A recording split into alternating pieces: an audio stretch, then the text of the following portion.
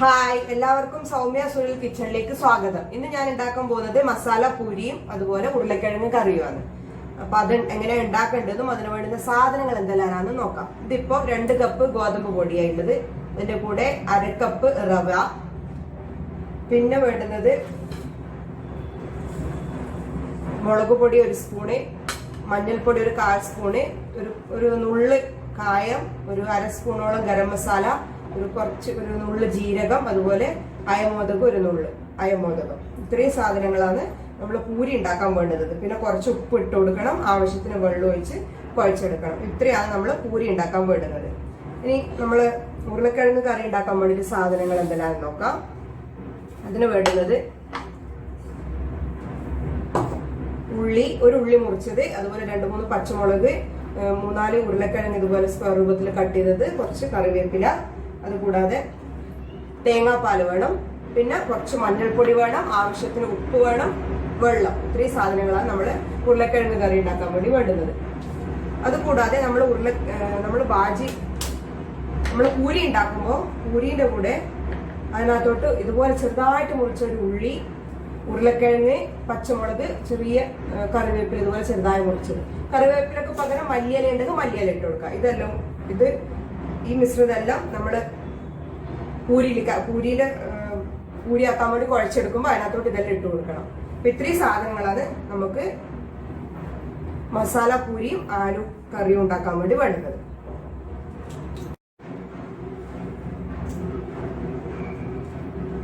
അപ്പൊ നമുക്ക് ഗോതമ്പ് പൊടിയിലേക്ക് കുറച്ച് ഉപ്പിട്ട് കൊടുക്കാം ആവശ്യത്തിന്.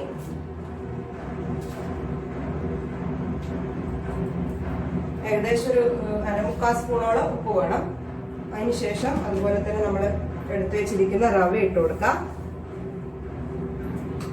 അതുപോലെ തന്നെ നമ്മൾ മസാല എടുത്തു വെച്ച മുളക് പൊടിയും മഞ്ഞൾപ്പൊടി, കായം, അതുപോലെ ഗരം മസാല, നമ്മളെ ജീരകം, അതുപോലെ അയമോദകം ഇട്ട് കൊടുക്കാം.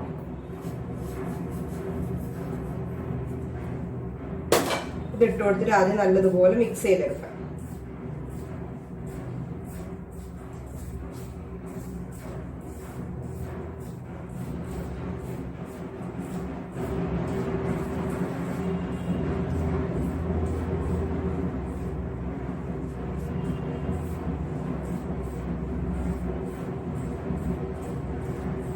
അതിനുശേഷം നമ്മൾ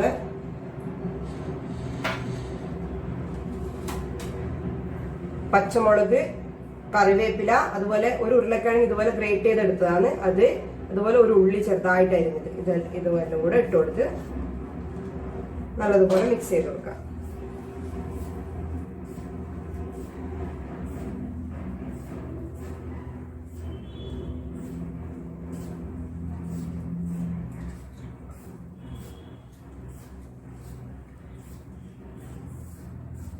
നല്ലതുപോലെ മിക്സ് ചെയ്ത് കൊടുക്കാം. അതിനുശേഷം നമുക്ക് ആവശ്യത്തിന് വെള്ളം ഒഴിച്ചിട്ട് ഇത് കുഴച്ചെടുക്കാം. ഇപ്പൊ അത് നമുക്ക് വെള്ളം ഒഴിച്ച് കുഴച്ചു കൊടുക്കാം.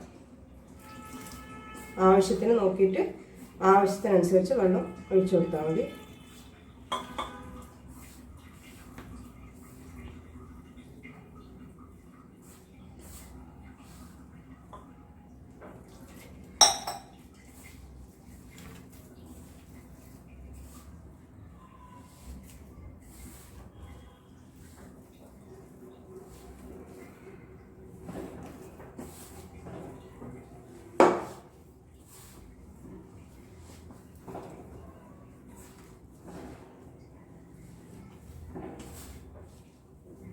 അപ്പോൾ നമുക്ക് കുറച്ച് എണ്ണ ഒഴിച്ചിട്ട് ഒന്ന് മിക്സ് ചെയ്ത് കുഴച്ചെടുക്കാം.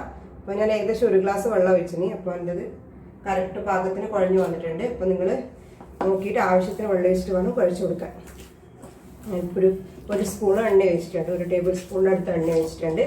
ഇനി ഇത് അതുപോലെ നല്ലതുപോലെ മിക്സ് ചെയ്ത് കൊടുക്കാം.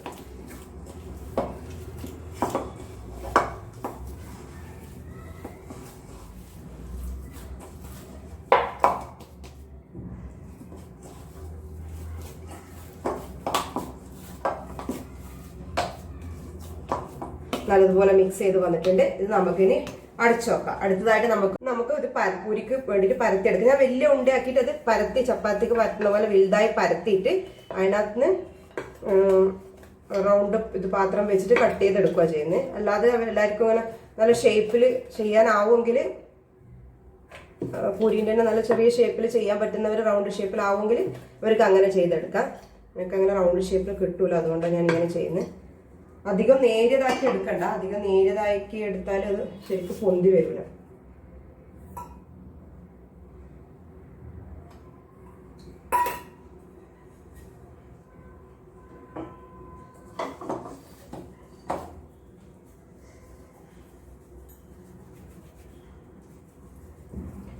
ഇതുപോലെ നമുക്ക്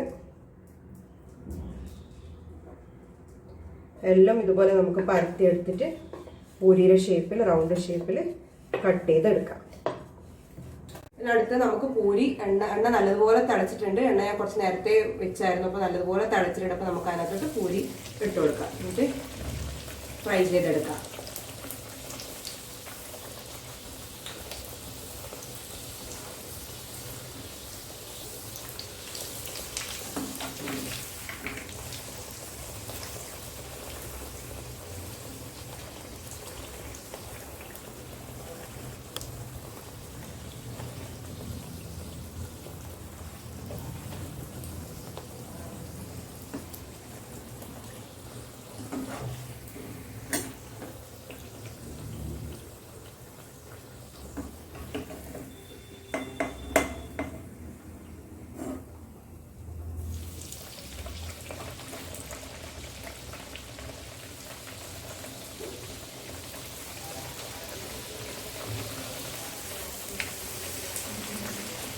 ഇതുപോലെ ബാക്കിയുള്ള പൂരിയും നമുക്ക് എണ്ണയിൽ ഫ്രൈ ചെയ്തെടുക്കാം.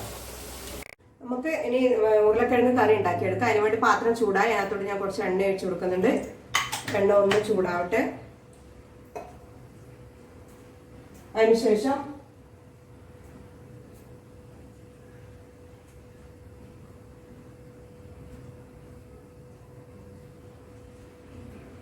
അടുത്തതായിട്ട് നമുക്ക് അതിനകത്തോട്ട് കടുക് ഇട്ട് കൊടുക്കാം. കടുകും അതുപോലെ നമ്മൾ ഉഴുന്ന് പരിപ്പും.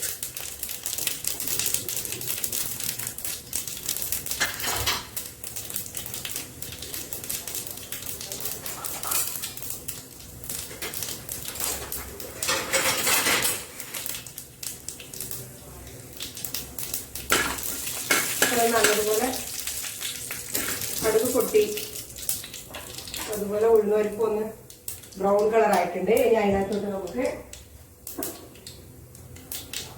ഉള്ളി, പച്ചമുളക്,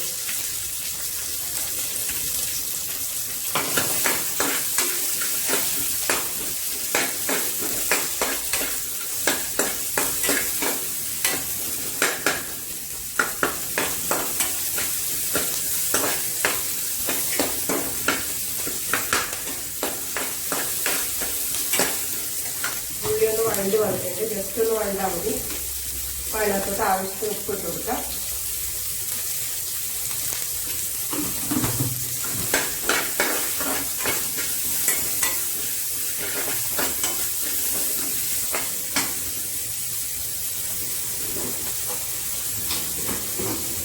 അതുപോലെ തന്നെ കുറച്ച് മഞ്ഞൾപ്പൊടി ഇട്ട് കൊടുക്കാം. ഒരു 1/4 സ്പൂണോളം മഞ്ഞൾപ്പൊടി ഇട്ട് കൊടുക്കാം.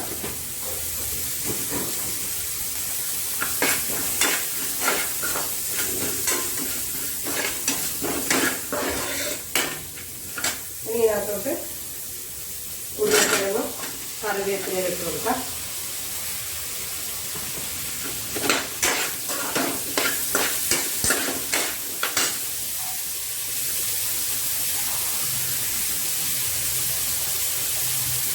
വെള്ളം ഒഴിച്ച് കൊടുക്കാം. നമുക്ക് അത്രയും കറി അതിൻ്റെ ഗ്രേവി എത്രയാണ് വേണ്ട അതിനനുസരിച്ച് വെള്ളം ഒഴിച്ച് കൊടുക്കാം. ഞാനിപ്പോൾ 2 ഗ്ലാസ് വെള്ളം ഒഴിച്ചു.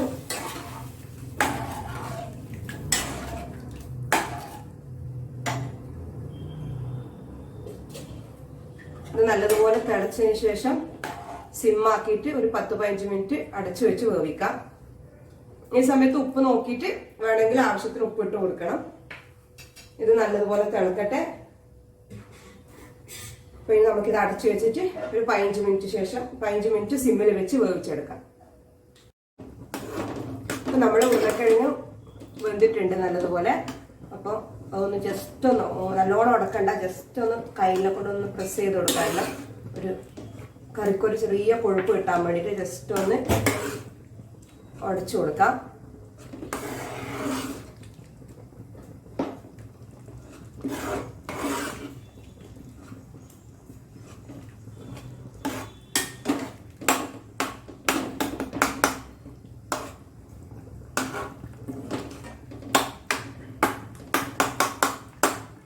ഉരുളക്കിഴങ്ങ് കറി ഇനി നമുക്ക് ഇതിനകത്തോട്ട് നമ്മൾ എടുത്തു വെച്ച തേങ്ങാപ്പാൽ ഒഴിച്ചു കൊടുക്കാം. 1 കപ്പ് തേങ്ങാപ്പാലാണ്.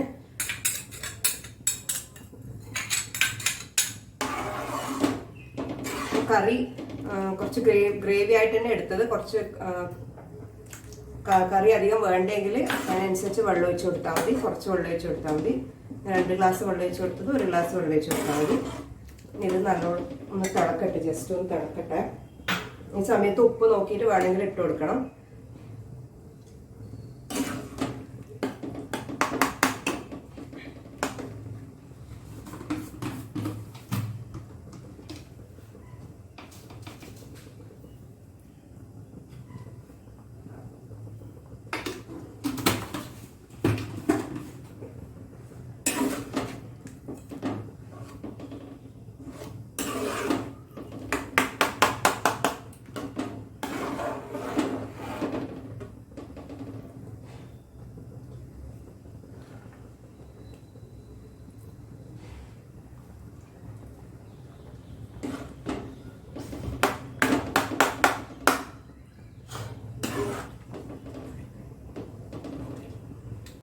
അപ്പൊ നമ്മള് കറി ജസ്റ്റ് ഒന്ന് തിളച്ചിട്ടുണ്ട്.